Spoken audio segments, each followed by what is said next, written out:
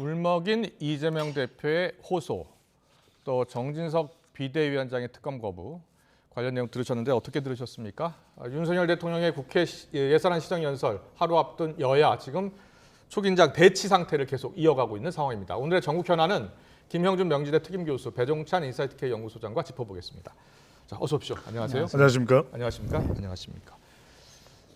정치권 여야 대치가 극한 상황에 갔고 이제 거의 급냉한 그런 상황인데 이재명 대표가요. 오늘 지금 들으신 것처럼 약간 울먹이면서 민주주의를 지켜달라, 꼭 지켜주셨으면 좋겠다 이런 말을 했어요. 어떤 의미가 담겼다고 보세요? 뭐 야당에 대한 탄압은 곧 민주주의의 훼손이다라는 게 깔려 있는 것 같아요. 네. 지금 법원에서 발부된 압수수색 영장이 집행되는 과정 속에서 이제 나온 말이라고 보는데요. 네. 이 대목에서 민주주의란 무엇인가 이런 거 다시 한번 생각을 좀 하게 되는데요. 네. 제가 알고 있는 상식으로는 민주주의라는 거는 법치 확립을 전제로 하는 거 아닌가요? 예. 모든 국민은 법 앞에 평등하다라는 것도 우리 헌법에 나와 있지만 예. 그러니까 이재명 대표가 얘기하는 민주주의의 측면과 네. 보통 일반적 상식에서 얘기하는 민주주의는 법치 없이는 민주주의는 성립될 수 없습니다. 예. 그런 의미에서 법치가 집행되고 있는 과정 속에서 이것을 물리적으로 막는다는 것은 민주주의를 오히려 훼손시킬 수 있는 위험성이 있기 때문에 제가 보기에는 이제 민주당도 처음에는 이걸 막지 않았었습니까? 예. 이것을 이제 그런 자세에서 벗어나서 압수수색 영장에 협조하는 모습을 보이는 거. 과거에 뭐 작년인가요? 네. 김웅 의원 국회의원회관도 저격적으로 압수수색을 했을 때 예. 그때 뭐 당시에 국민의 전부 다 와서 막았지 않습니까? 그때 뭐라 그랬어요 민주당이? 이거는 법치 훼손이라고 그랬었잖아요. 예. 있어서는 안 된다고 얘기를 했었잖아요. 그런 면에서 봤을 때 이거는 여야 진보 보수의 문제가 아니고 예. 민주주의의 기본이라는 거는 이제 법치 확립이다라는 것을 이재명 대표가 인식을 하고 얘기를 한 것인지 네. 하여튼 굉장히 논란의 여지는 있을 수 있다고 봅니다. 알겠습니다. 이 검찰의 압수수색 말씀하신 것처럼 지난주 19일 상황과 네. 오늘 상황이 좀 달라졌습니다. 예. 물론 그 사이에 어떤 일이 있었나 김용 민주연구원 부원장이 구속됐고요. 또 유동규 전 본부장이 각종 언론을 통해서 여러 가지 이야기를 하고 있습니다. 예.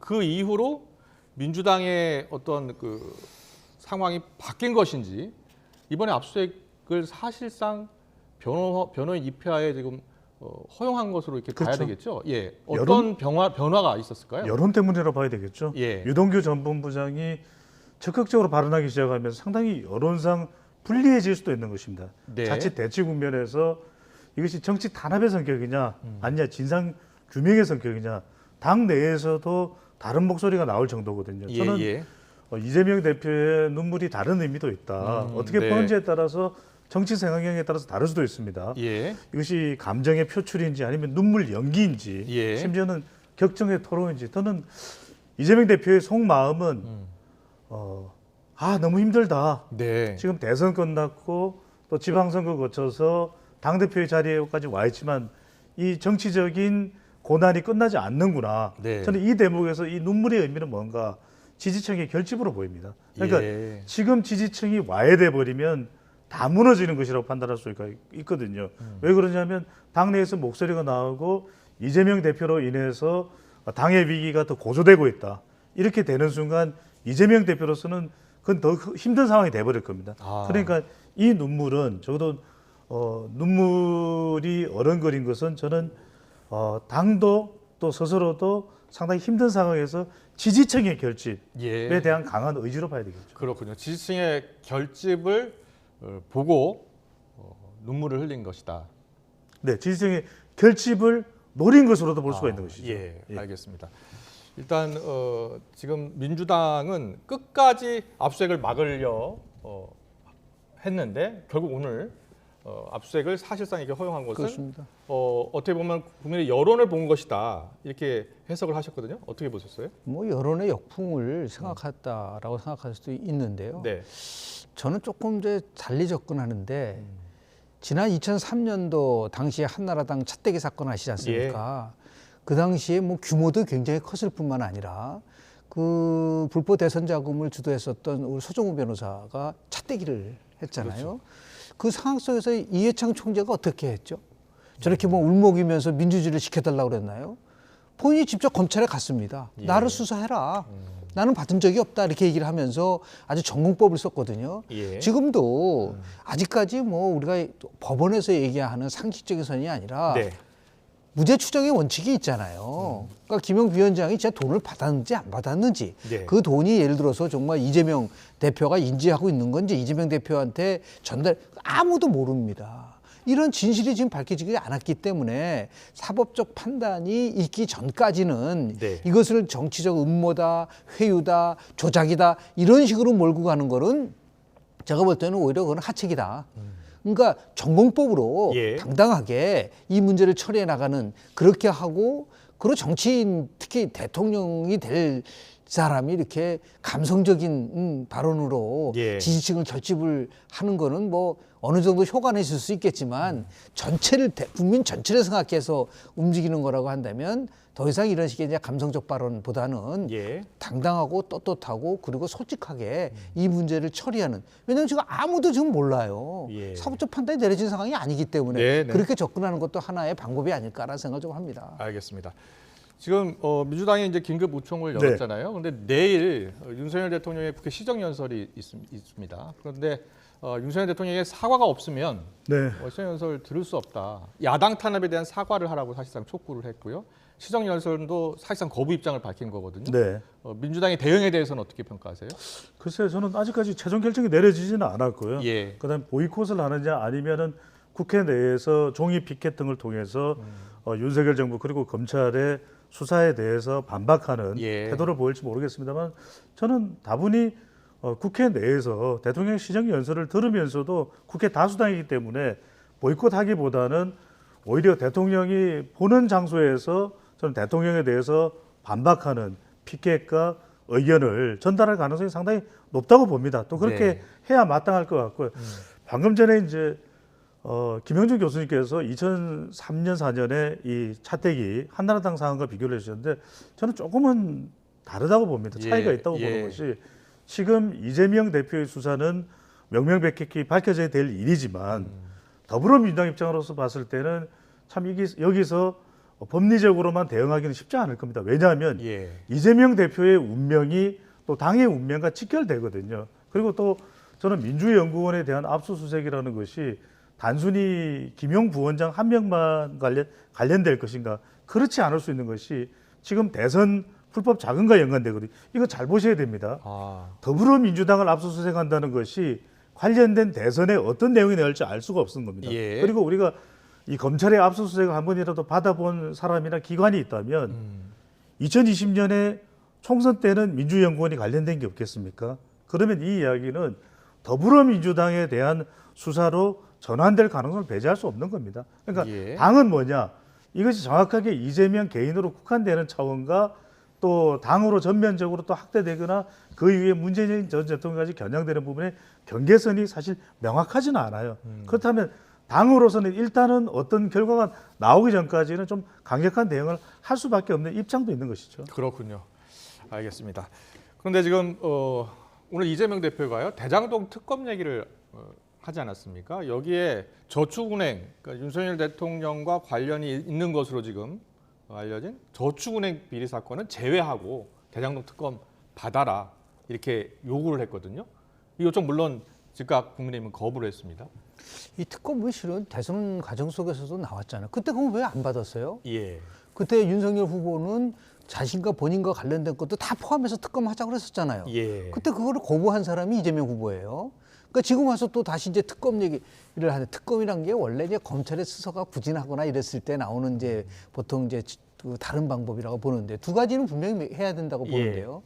첫 번째는 뭐냐면 이 수사를 이 사건이 윤석열 정부 출범 이후에 발생한 건가요?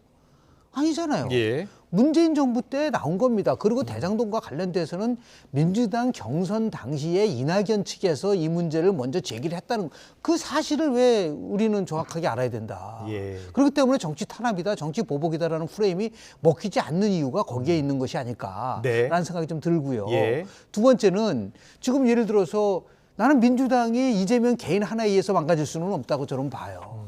역대 야당과 정계 개편을 쭉 분석을 해보면 예. 예를 들어 87년도에 통민당이 평민당으로 쪼개지는 거라든지요. 아니면 95년도 민주당의 새정치국민회로 쪼개지고 그리고 2015년도에 새정치민주연합이 국민의당으로 쪼개지는 이런 여러 과정 속에서 당대표 개인적 비리에 의해서 쪼개진 적은 없습니다. 예. 예를 들어 공천권 문제라든지 대선 후보 경선대회 문제라든지 또는 정치 노선이라든지 이것 때문에 깨진 적은 있지만 예. 당대표 개인의 문제 때문에 민주당이 모든 것을 같이 함께 간다? 그건 그동안 1955년도에 만들어진 민주당의 역사와 봤을 때 이 문제에 대해서는 신중해야 된다고 저는 보는 거죠. 예. 무조건 이거를 탄압이라고 해서 막아냈을 때 오는 후폭풍은요. 언제 어떻게 바뀔지 모르는. 저는 시간이 지나면 지날수록 민주당 내에 이건 이미 분열이 시작됐다고 저는 봐요. 네. 다시 얘기해서 이게 그 민주당이 지향하는 가치나 노선이나 여기에 대해서 문제가 발생된 게 아니잖아요. 예. 이재명 대표의 개인의 이 문제는 대선 전에도 나왔고 서른 의원이 뭐라 그랬어요? 예고된 거라 그랬잖아요. 그렇기 때문에 당대표에 나오지 말라고 수차례 자기가 가서 얘기했던 서른 의원이 부분들. 얘기한 얘기죠. 예. 그런 부분이 왜? 이거는 당연한 예고된 수순으로 가는 거예요. 그런 의미에서 봤을 때 이제는 정상적인 당의 행보를 하면서 네. 민생을 챙기는 길로 가고 투치력으로 가야지. 민생은 민생, 국회의정은 의정과정, 그리고 지금 사법 리스크에 모든 것을 사법 리스크에다가 올인한다고 했을 때 저는 민주당이 오히려 역풍이 불 수도 있다. 그런 말씀 좀 드리고 싶습니다. 네, 김현중 교수님은 이게 민주당 차원에서 개인 이재명 대표를 끝까지 보호하게 되면 안 된다. 이게 따로 가야 된다. 투트랙으로 가야 한다는 이야기 해주는데 이재명 대표가 일단 당 대표가 됐기 때문에 이게 개인적인 문제는 아니지 않습니까? 그러니까요. 예. 더불어민주당이 그러면 지지층들이 또 팬덤이 그런 상황을 모르고서 선택을 했겠습니까? 그것까지 안고서 선택을 했겠죠. 예. 그 내용은 우리 시간을 통해서도 우리 더 뉴스 시간을 통해서도 분석을 해드린 바가 있었고요. 네.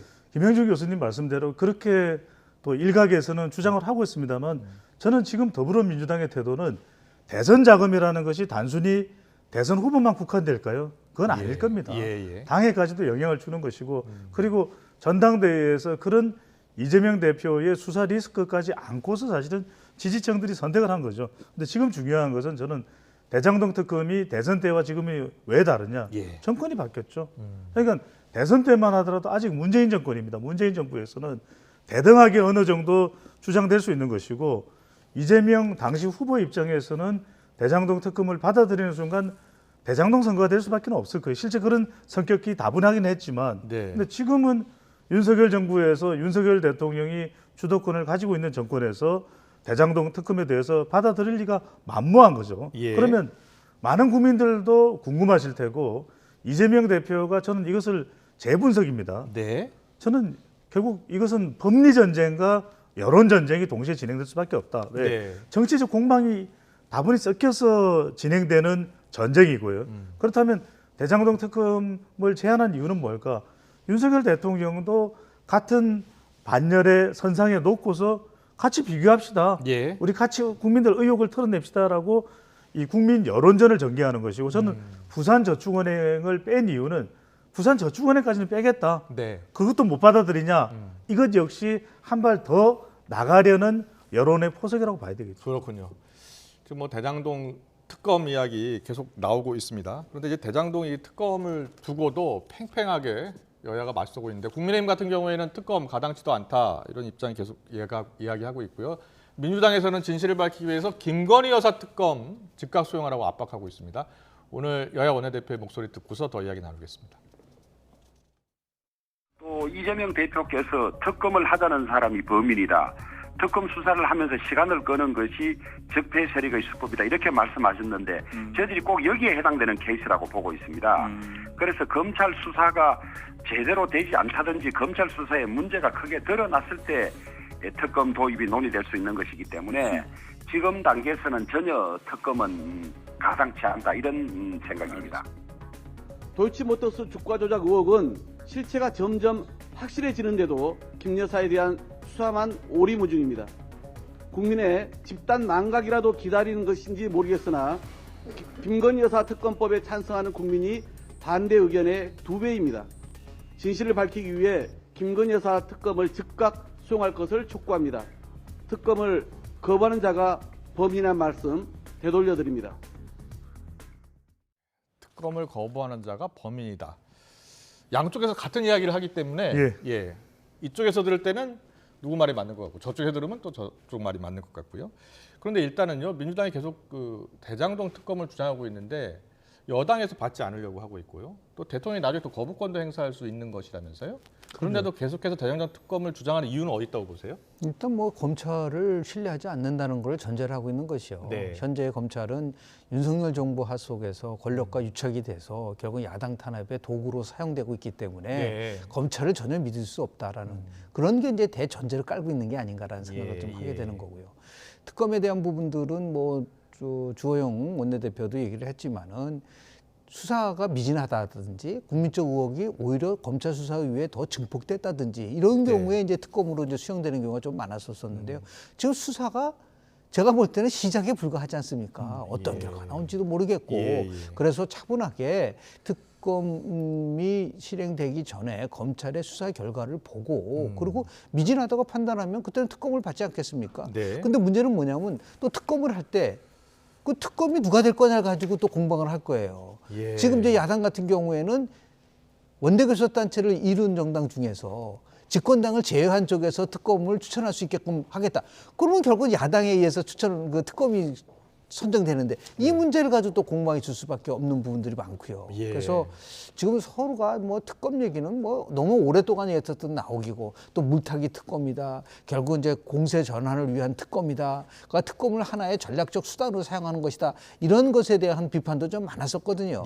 저는 그래서 분명히 이거는 뭐 대통령의 거부권 행사할 뿐만 아니라 여야 공방이 심하다고 한다면 차분하게 검찰의 수사와 그리고 이제 뭐 이제 사법부의 판단이 곧 있지 않겠습니까? 뭐 빠르면 뭐 6개월 내에도 나올 수 있는 부분이 있기 때문에 1심이 굉장히 중요할 거라고 봐요. 그 1심의 판결이 과연 어떻게 나올 것인가? 특히 이제 김용 전 부위원장에 대한 거는 뭐 그렇게 나름대로 뭐 1년, 2년 끌 수 있는 사항은 아니라고 보거든요. 그래서 이 부분이 나오면은 그때 진정한 의미에 있어서의 뭐 특검이라든지 또 다른 방식의 새로운 그런 전국의 방향이 전환되는 그러한 과정이 있을 수 있지 않을까 생각을 좀 하게 됩니다. 김현주 교수님 말씀 정말 중요합니다. 저는 뭐냐면 해법이 있습니다. 그러니까 대장동 특검도 그렇고 김건희 특검 받아들여지겠습니까? 저는 안 받아들여진다고 봅니다. 가능성이 없어요. 그렇다면 지금 계속해서 메아리처럼 또 발언하는 이유는 여론 전쟁입니다. 그런데 이런 여론 전쟁 국민들이 원하지 않습니다. 저는 지금 방법이 있습니다. 여야 모두 이재명 대표까지 포함해서 정진석 비대위원장도 그렇고 조영 원내대표도 그렇고 윤석열 대통령도 그렇고 일체 저는 검찰 관련해서는 발언을 안 했으면 좋겠어요. 그리고 오로지 이재명 대표도 그러면 본인의 변론을 맡아줄 수 있는 변호인단을 구성해서 최대한 법리적 대응을 하면 됩니다. 법에 따른 대응을 하면 되는 거죠. 그리고 나머지 지금 더불어민주당은 다수당이죠. 국민의힘은 집권 여당입니다. 윤석열 대통령은 국정이 너무나도 지금 중요하지 않습니까? 지금 경제, 심지어는 개인 경제, 국제 분쟁에 대한 우려 엄청납니다. 우리 YTN을 통해서 계속 경제 관련 보도가 되고 저는 오로지 민생으로만 경쟁하십시오. 시정연설에서 와서 어떤 양국관리법이 됐든 또는 노란봉투법이 됐든 이걸 어떻게 하면 우리가 더 국민들을 위해서 서비스할 수 있을까? 그 전쟁을 벌이면 됩니다. 민생 서비스 전쟁을 펼쳐서 거기에서 국민들의 평가를 받으면 되거든요. 그것이 총선 성적표로 나타나는 것이고 검찰은 또 재판부가 있는 것이고 우리 사법부가 독립이 되어 있지 않습니까? 상권 분립이거든요. 그렇다면 저는 일체 발언을 안 했으면 좋겠어요. 그런 지금과 같은 모습 국민들이 또 원하지도 않습니다. 그런데 이미 사건은 진행 중이고요. 사실은 또 김용 부원장이 이제 구속되고 특히 김용 부원장한테 돈을 줬다는 유동규 전 본부장이 계속해서 언론 인터뷰를 통해서 이야기를 하고 있잖아요. 누구에게 회유될 사람은 아니다. 진술 바꾼 적이 없다. 참 그 기자회견 내용이 뭐 참 재미있더라. 뭐 이런 내용까지 이야기를 하고 있고요. 근데 언론 입장에서는 보도를 안 할 수도 없고 또 여기에 대해서 여야가 또 입장을 안 밝힐 수도 없는 상황이거든요. 블랙홀이죠. 일종의. 그러니까 지금 검찰이 회유 또는 협박 조작 이런 단어는 저는 민주당이 안 썼으면 좋겠어요. 대한민국 검찰이 그렇게 어리석겠습니까? 이 상황이 어떤 상황인데 이 문제를 가지고 예. 이동규 전 법무부장을 회유해가지고서 받겠다. 본인도 스스로가 그렇잖아요. 나는 죗값을 받겠다. 자기가 죄가 있는 걸 분명히 알지만 자기 죗값은 받고 명령한 사람은 명령한 사람대로 죄를 받아야 된다고 얘기를. 그건 아마 이재명 대표를 겨냥한 것 같아요. 예. 그래서 어떤 상황이 있을 때 그 상황에 대해서 어떤 시각으로 어떤 프레임으로 보냐는 거는 각각 지금 여야가 다르지 않습니까? 그렇습니다. 그러니까 결국 프레임 전쟁을 하고 있는 거거든요. 네. 자신들에게 유리한 프레임 전쟁을 하고 있는데 엄밀하게 따지면 굉장히 피로감을 느낍니다. 네. 국민들은요. 지금 우리 그러니까요. 배 수장님 말씀하신 예. 것처럼 이게 이래도 되는 건가?